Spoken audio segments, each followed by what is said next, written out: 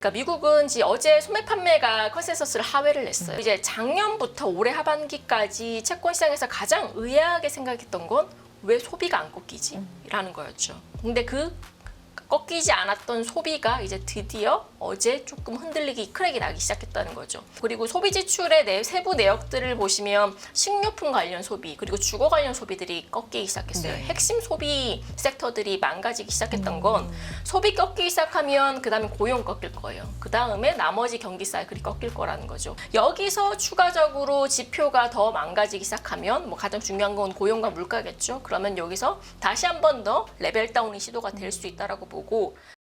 김명실 연구위원 함께합니다. 어서 오세요. 안녕하세요. 안녕하십니까.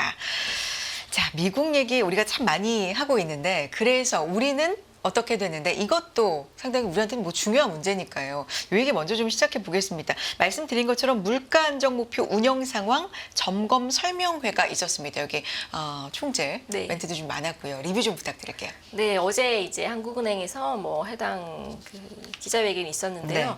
뭐 사실상 대부분 원론적이었어요. 뭐 주요는 뭐냐면 결국에는 하반기에는 한은이 생각하는 2.5% 이하로 물가가 떨어질 수 있다. 라는 게 기본적인 전제였는데 네. 또 한 가지는 이제 그럼에도 불구하고 뭐 외부적인 요인, 뭐 지정학적 리스크 확대라든지 뭐 유가 상승 같은 그런 요인들이 있으면 불안해질 수도 있다라는 뭐 뻔한 얘기들이 나왔었죠. 뭐 두 번째로 이제 물가 같은 경우 한국의 물가 특징을 몇 가지 조금 언급을 하셨는데 저희가 먹는 그런 의식주 관련된 특히나 이제 생활 관련된 물가들은 다른 국가들 대비해서는 높고 다만 이제 공공요금과 관련된 물가들은 다른 국가들에 비해서 좀 낮다. 뭐 그러니까 뭐 식품 같은 물가들은 앞으로 조절을 할 거고 공공요금 같은 경우는 글로벌 평균 대비해서 좀 올라갈 수 있다. 이런 뭐 기본적으로 다 아시는 내용들을 좀 언급을 하셨어요. 근데 사실상 이번 물가 안정 목표제 설명에서 시장이 궁금했었던 건 한국은행이 물가에 대해서 뭐 통화 정책을 어떻게 운영할 수 있냐, 물가가 떨어질 거니까 어떻게 운영할 수 있냐 이 부분이 궁금했고 네. 이게 왜 궁금했냐면 그 전 주말 이제 대통령실에서 그래요. 네. 한은의 한국의 물가가 하반기에 근원 물가 기준으로 2% 초반까지 떨어질 거니까 금리나 필요성이 높아질 수 있다라는 발언을 했어요. 어떻게 보면 통화정책적 언급을 정부 측에서 한 거죠. 통화정책 영역은 한국은행의 고유적인 영역인데 정부 측에서 발언이 있었기 때문에 여기에 대해서 이창용 총재가 어떻게 대응을 할 건지가 가장 중요했던 이번 포인트였는데 뭐 아시겠지만 뭐 한국은행의 독립성이 한 번 더 강조가 되면서 정부 측에서는 정부 측 의견에 대해서는 우리가 조금 배제를 하겠다. 한국은행의 판단에 이제 앞으로 통화정책을 운영을 하겠다. 이런 조금 선을 긋는 그런 발언들이 있었어요. 그래서 이 부분에 대해서 사실상 채권 시장이 조금 실망을 하긴 했어요. 여기서 동조하는 게 아니라 선을 조금 그었기 때문에 네. 이런 부분들은 약간은 조금 실망스러운 부분들로 다가왔다라고 보시면 되실 것 같고 나머지 물가에 대한 평가들은 대부분 원론적이었다라고 보시면 되실 것 같아요. 그 원론적이었던 부분 그리고 좀 특징적으로 짚고 있는 부분이 의식주가 높기 때문에 네. 공공요금이 낮고 전반적으로 인플레이션이 둔화되는 흐름이 보여짐에도 국민들이 체감하는 건 굉장히 좀 아닐 수 있다라는 그쵸. 걸 인정을 했고 이게 구조적으로 좀 변화가 되고 있어서 통화 정책만으로 물가를 잡는 게 어느 정도 좀 힘든 상황이다라는 걸 인정하는 어떤 뉘앙스도 어제는 좀 비춰졌던 것 같은데 오늘 어떻게 보십니까? 맞아요. 사실상 의식주 관련된 물가들은 통화정책으로 이걸 커버를 하기에는 조금 애매한 부분들이 있어요. 결국에는 농산물의 수급이라든지 기후적 환경 이런 외부 변수들로 인해서 영향을 받는 부분들이 많고 결국에는 산업과 연관된 또는 정부 정책과 연관된 그런 액션들이 있어야지 의식주와 관련된 물가들은 잡히거든요. 뭐 일례로 부동산도 그렇고 또는 이제 저희가 사는 신선식품이라든지 농수산물 같은 경우도 정부 측에서 이제 공급 물량 조절을 통해서 물가 안정을 이제 꾀하는 거죠. 그러다 보니까 이제 통화정책적인 한계성을 어느 정도는 한국은행이 인정한 부분들이 있지 않을까라고 저도 공감을 하고 있고 뭐 두 번째로는 그렇다고 해서 뭐 물가가 빠지면 한의 통화 정책을 뭐 추가적으로 다른 액션을 취할 수 있는 그런 부분들이 좀 사라지냐, 그건 좀 아닌 것 같아요. 결국에는 거시적인 측면에서는 한국은행의 목표 자체가 물가 상승률 타겟팅을 하는 목표제를 가지고 있기 때문에 물가가 한은의 목표치인 2%대로 수렴하는 모습들이 확인되기 시작하면 어쨌거나 한국은행은 명분상으로는 통화정책적 운용을 변경을 해야 되는 거예요. 그래서 이런 부분들로 봤을 때 올해 물가 하반기의 경로가 어쨌거나 2.5%를 하회할 거고, 그런 측면에서는 올해 한국도 기준금리를 인하할 확률 자체는 높아진다는 거죠. 그 한국은행의 가장 큰 존재 이유랄까요? 제1의 목표가 물가 안정이기 때문에, 그런데 우리가 통화 정책만으로 과거에 비해서 물가 안정을 하기에는 좀 한계가 있다라고 네. 어제 인정한 부분이 좀 눈에 띄는 부분이었습니다. 그런데 경로는 지금 물가 자체로 보면 금리 인하 환경이 좀 조성되고 있다고 보세요. 어떻게 보십니까? 네, 그렇죠. 일단 5월달 CPI가 2.7%를 찍었고요. 올해 이제 하반기 물가 상승률의 레벨이 관건이긴 하죠. 그래서 이제 저희는 이제 애널리스트다 보니까 네. 하반기에 물가가 어느 정도 빠질 수 있을지를 나름의 추정을 해요. 이걸 추정하기 위해서는 국내 물가의 특성을 몇 가지 알아야 돼요. 네. 뭐냐면 한국의 소비자 물가는 조금 재미있는 특징들을 가지고 있어요. 첫 번째로는 1, 3분기는 올라가고요. 2, 4분기는 떨어져요. 왜냐하면 1분기 같은 경우는 아시다시피 구정이 있죠.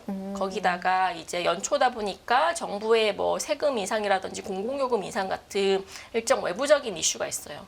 그리고 마지막으로 3월달 교육비 관련해서도 이런 부분들이 올라가는 부분들이 새학기에. 그렇죠. 네. 그러다 보니까 통상 계절적으로 1분기에 올라가고 네. 또 3분기 생각해 보면 3분기는 추석 있죠. 거기다가 3분기 같은 경우는 이제 작황이 시작되는 시기예요. 네. 그러다 보니까 농산물의 수급에 따라서 관련된 물가들의 변동성이 굉장히 커지는 시기예요. 그래서 이제 1분기부터 4분기까지 월별로 MOM 물가 상승률을 그려보면 한 10년치 평균을 내보면 1, 3분기는 항상 올라갔고요. 2, 4분기는 반대로 떨어졌어요. 그러다 보니까 지금 5월달, 6월달 물가 둔화가 확인됐죠. 그러면 이제 앞으로 남은 4월달, 5월달 물가 둔화가 확인됐죠. 그럼 남은 6월달까지의 물가가 어쨌거나 떨어질 건데, 계절적 특성을 반영해서. 그럼 이제 7월달부터 9월달은 3분기잖아요. 그러면 한 가지 걱정스러운 건, 그래 뭐 2분기 물가는 계절적 특성을 반영해서 떨어졌다 치자. 근데 3분기에 물가가 다시 올라가면 한은이 조금 인하를 하기에는 부담스럽지 않을까라는 생각들을 드실 수가 있잖아요. 근데 재미있게도 작년 3분기에 국제유가가 급등을 했어요. 네. 그래서 작년 3분기에 MOM 물가 상승률이 0.7, 0.8이 나왔어요. 네. 이게 올해 3분기에 역기저로 반영이 돼요. 아. 그래서 이런 부분들이 일반적으로 있는 계절적으로 물가가 올라가는 부분들을 이번 분기에는 상쇄시킬 수 있다는 거죠. 그래서 보수적으로 추정을 해보면 올해 3분기 물가 상승률은 평균 기준으로 2.4% 나오고요. 4분기는 2.3% 찍히더라고요. 그리고 조금 극단적으로 10월달 같은 경우는 사이클 고려를 하면 2%를 일시적으로 하회하는 구간들도 나올 수가 있어요. 그런 측면에서 봤을 때 지금 물가 둔화의 사이클이 크게 달라지지만 않는다면 한은이 충분히 3분기에 금리를 인하할 가능성들이 높아진다라고 생각할 수가 있는 거죠. 그렇다면 간밤에 최신 페드워치 반영된 걸 보면 미국은 9월 인하 가능성이 가장 좀 높게 지금 60%대 정도로 나오고 있는데, 우리는 그렇게 된다면, 만약 이 경로로 간다면 우리는 어느 정도로 예상해 볼 수 있을까요? 저희는 8월 달 그리고 4분기에 뭐 10월 달이나 11월 달 한 번 정도 생각을 하고 있고요. 그럼 먼저 혹은 네. 조금 뒤에 이제 저는 먼저 한 번 하고 이제 네. 4분기에 한 번 더. 그래서 한 번 더, 네. 두 번. 올해 한국은행 같은 경우는 2번 인하할 확률이 네. 조금 크다라고 생각을 하고 있고, 제가 이런 말씀드리면 가장 많이 질문을 주시는 게 네. 연준보다 먼저 인하를 할 수 있냐? 라는 그렇죠. 거였죠. 근데 제가 지난번 시간에 나와서 말씀드렸던 건 글로벌 통화 정책의 다이버전스가 시작되고 있다. ECB, 캐나다 그리고 다른 주요국들도 인하를 하고 있고, 어쨌거나 연준의 인하 시기가 언제일지는 확답할 수는 없지만 올해 인하를 한다는 명제 자체는 변하지가 않아요. 거기다가 연준은 이번에 인하를 시작하면 적어도 최소 150에서 200bp 정도는 금리를 내릴 거예요. 그러면 이 사이클이 유지가 된다면 환율에 대해서의 부담감들도 덜어낼 수 있어요. 국내 통화정책 입장에서는. 그래서 뭐 한 달 정도, 한두 달 정도 금리 인하를 먼저 하는 게 한국은행 입장에서는 크게 부담이 되는 수준은 아닐 거예요. 오히려 그거보다는 국내 물가 하강 속도에 맞춰서 지금 수준에서 긴축 기조를 계속 유지했을 때 얻게 되는 부작용들을 더 걱정해야 되는 그런 시기가 되지 않을까라고 생각을 하고 있는 거죠. 통화정책의 글로벌 다이버전스 언급해 주셨는데 어제 호주 중앙은행이 금리를 동결했습니다. 그러면서 이제 언급한 게 금리 인하는 고려하고 있지 않고 인플레이션 완화도 생각보다 좀 느리고 금리 인상 얘기까지도 고려를 하고 있다. 뭐 이런 얘기를 했고요. 말씀해 주신 것처럼 ECB, BOE도 지금 통화정책 앞두고 있는 상황이잖아요. 진짜 각자 도생입니까? 네, 각자 맞습니다. 상황에 맞게 네. 지금 어떻게 평가를 해야 됩니까? BOE 같은 네. 경우도 동결 예상하는데 사실은 인하할까? 뭐 이런 얘기도 좀 나왔던 것 같은데요. 맞아요. 네. 이제 직전까지는 계속 BOE도 인하에 대한 그런 기대치가 높았다가 직전 물가가 조금 높게 나오면서 한두 달 정도는 조금 밀릴 수 있겠다라는 게 컨센인 것 같아요. 네. 근데 말씀 주신 대로 호주는 조금 다른 방향으로 가고 있는 건데 뭐 그렇다고 인상까지는 알 것 같고 이제 동결의 시점이 조금 더 딜레이가 되는 거죠. 그래서 이제 말씀 주신 대로 각자 도생을 하고 있는 상황인데 지금은 뭐 중립 정도라고 치면 하반기 그리고 연말로 갈수록 뭐 동결과 인상보다는 인하를 하는 국가들의 그 숫자 자체는 높아질 거고 한국도 거기에 대세에 조금 동참하지 않을까라고 생각들 가지고 있는 거죠. 말씀 주신 대로 ECB 같은 경우는 올해 뭐 최소 2회 정도는 추가적으로 더 인하할 수 있다라는 거고 캐나다도 마찬가지일 것 같고요. 그리고 이제 뭐 다른 서유럽 국가들도 추가적으로 하반기에는 뭐 인하에 대한 속도를 좀 높여가지 않을까라고 생각을 하고 있고요. 어쨌든 올해 그리고 내년까지는 인하를 지금 가시권에 둔 네. 국가들이 좀 더 글로벌적으로 많다라는 네. 말씀이신데 그러면 이쯤에서의 채권 동향 좀 알고 싶습니다. 금리 동향 어떻게 흘러가고 있습니까? 미국부터 네. 뭐 아무래도 미국 쪽 많이 네, 관심이 있을 테니까 미국은 어제 소매 판매가 컨센서스를 하회를 냈어요. 그러다 보니까 다시 미국 10년물 트레저리가 4.2% 초반까지 떨어졌어요. 이제 작년부터 올해 하반기까지 채권 시장에서 가장 의아하게 생각했던 건 왜 소비가 안 꺾이지? 라는 거였죠. 근데 그 꺾이지 않았던 소비가 이제 드디어 어제 조금 흔들리기, 크랙이 나기 시작했다는 거죠. 소비가 안 꺾였던 이유는 많이 들으셨을 거예요. 초과저축의 소진이 아직 다 끝나지 않아서 소비가 꺾이지 않았는데 지금 페드 기준으로 올해 3, 4월 달까지 기준으로는 소비 그 초과저축 규모 자체가 마이너스로 반전이 됐다라는 게 현재 공식적으로 통계가 나오고 있어가지고 그런 사이클 감안했을 때는 소비 둔화는 뭐 사실상 예견된 순서였죠. 진짜 드디어 어제 확인되기 시작했고 그리고 소비 지출의 세부 내역들을 보시면 식료품 관련 소비 그리고 주거 관련 소비들이 꺾이기 시작했어요. 네. 핵심 소비 섹터들이 망가지기 시작했던 건 소비 꺾이기 시작하면 그 다음에 고용 꺾일 거예요. 그 다음에 나머지 경기 사이클이 꺾일 거라는 거죠. 그런 부분 감안해서 미국채 금리는 조금 이런 부분들을 반영하고 있는 것 같고 말씀 주신 대로 한 가지 더 언급을 드리면 6월달 FMC에서 점도표가 상향 조정됐어요. 네. 9월달이 삭제가 네. 됐죠 사실상. 그럼에도 불구하고 시장에서는 여전히 9월 인하를 높게 바라보고 있는 것 자체는 뭐 연준의 판단은 그렇긴 하지만 이건 언제든지 바뀔 수가 있는 거고 오히려 중간중간 물가나 소비, 고용 지표가 더 망가지기 시작하면 언제든지 연준은 조금 앞당겨서 금리 인하를 할 수 있다라는 기대감 이런 내러티브 자체는 바뀌지가 않았어요. 그런 거 감안했을 때 미국 국채의 하방 압력은 계속 될 수밖에 없다라고 보고 있고 제가 일전에 말씀드렸다시피 단기적으로 6월 FMC 직후해서 미국 10년물 국채금리의 그 레인지를 4.20에서 4.50으로 말씀을 드렸어요. 이제 하단에 왔죠. 여기서 추가적으로 지표가 더 망가지기 시작하면 뭐 가장 중요한 건 고용과 물가겠죠. 그러면 여기서 다시 한 번 더 레벨 다운이 시도가 될 수 있다라고 보고 그게 아니라 만약에 이것 이후에서 지지부진한 물가나 고용 지표가 나오기 시작한다면 당분간은 4.20 레벨대에서 머물 수 있다라고 생각을 하고 있고요. FOMC 이제 지난주였지만 상당히 좀 오래 지난 것 같은데 네. 최근에 보면은 연준의 얘기 점도표는 상당히 매파적이었지만 뭐 그 직전에 발표된 CPI에 더 반응을 한다든지 맞아요. 이런 걸 보면 연준 뭐 위원들의 말도 그렇고요. 이것보다 지표를 각자 분석하고 각자 연준보다 더 믿는 네. 어떤 그런 흐름들이 좀 나타나고 있는 것 같습니다. 그렇게 본다면 위원님도 지금 인하 시점은 9월로 보고 계십니까? 어떻게 보세요? 네, 뭐 이게 재밌어요. 각자의 생각들이 되게 지표를 해석하는. 네, 강한 네. 것 같아요. 근데 어쨌거나 이제 연준에서는 9월 달을 보고 있지는 않은데 시장에서는 9월을 너무 네. 강하게 반영을 하고 있고 거기에 대한 키는 그거였던 것 같아요. 그 점도표에서 1회 인하를 인한 그 위원수가 7명이었고요. 이외가 8명이었어요. 그리고 동결이 4명이었어요. 그럼 산술적으로 계산을 해보면 1회 이날을 전망한 연준 위원들 중 2명만 2회로 넘어오면 점도표는 하나 더 떨어져요. 네. 그래서 이게 그렇게 중요하지 않다라는 거고, 두 번째로는 2026년도 연준의 최종 정책금리 레벨이 3.125로 직전과 동의를 했어요.